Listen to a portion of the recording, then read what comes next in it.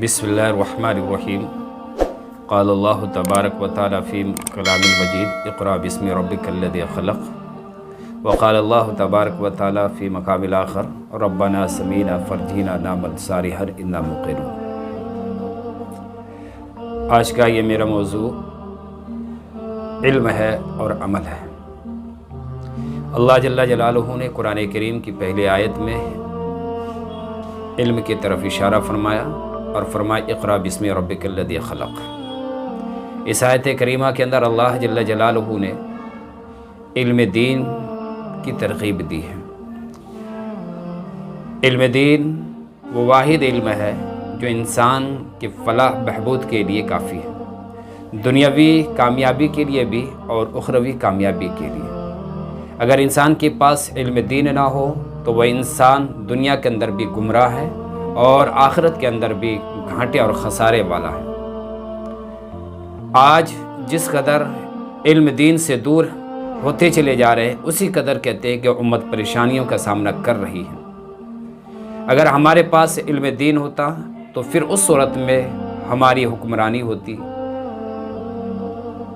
हम सारी कायनात के अंदर हुकूमत कर सकते थे। लेकिन इल्म कुरान, इल्म हदीस, इल्म फ़िक़ह और इल्म शरीयत को छोड़ने के बिना पर, तर्क करने के बिना पर अल्लाह जल्ला जलालहू ने हमें खलीफा के बजाय कहते हैं कि हमें महकूम बना दिया, मुझे हाकिम के बजाय हमें कहते हैं कि रियाया की शक्ल इख्तियार करवा दी और हम उस पस्ती में जा गिरे जिस पस्ती का कभी गुमान भी नहीं था। कुरान करीम कि इस आयत करीमा के अंदर अल्लाह जल्ला जलालुहु ने जो फरमाया रब्बना समीना फ़रजीना नामल सारिहर इन्ना मुक़िनून, इंसान को आमाल की तरफ इशारा फरमाया। और ये इशारा फरमा दिया कि आमाल की दो सूरतें हैं, एक आमाल ज़ाहिरी है, एक आमाल बातिनी है। अगर इंसान आमाल ज़ाहिरी पे मेहनत करता है, मसलन ये मकान के बनाने में, दुकान के बनाने में, गाड़ियाँ ख़रीदने में, मकान को डेकोरेशन करने में, दुनिया के हर ऐशो आराम की चीज़ों को लाने में, तो ये आप भी जानते हैं कि जब इंसान ज़ाहिरी आमाल पर मेहनत करता है तो उसका ज़ाहिरी आमाल 100% उसके साथ, अगर वो इस जगह से दूसरी जगह मुंतकिल होता है तो वो चीज़ मुंतकिल नहीं होती।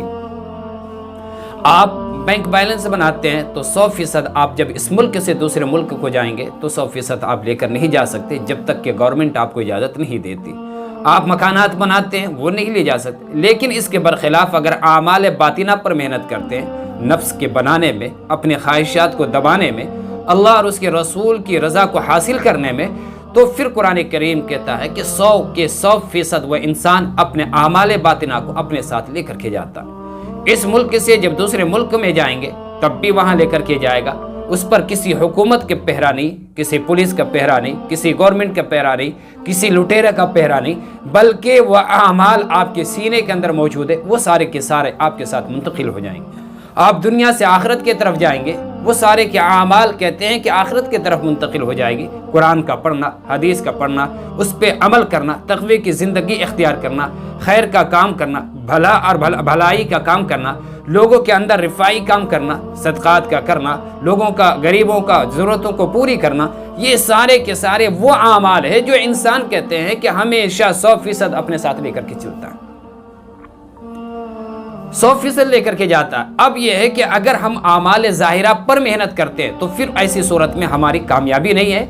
ऐसे ही है जैसे कि इंसान दुनिया से गुजर जाने के बाद वही कहेगा जैसे कि एक बच्चा कहते हैं कि अपने माँ के पेट में नहीं कह पाता। इंसान आमाल ज़ाहिरा पर मेहनत करने वाला जब कब्र में जाता है तो वहाँ कहता रब्बना समीना फ़रजीना नामल सारिहर इन्ना मुक़िनून। जब आमाल उसके बाएं हाथ पे दिए जाएंगे तब वो फिर ये लफ्ज़ कहेगा ऐ रब हमने देख लिया, सुन लिया, जान लिया।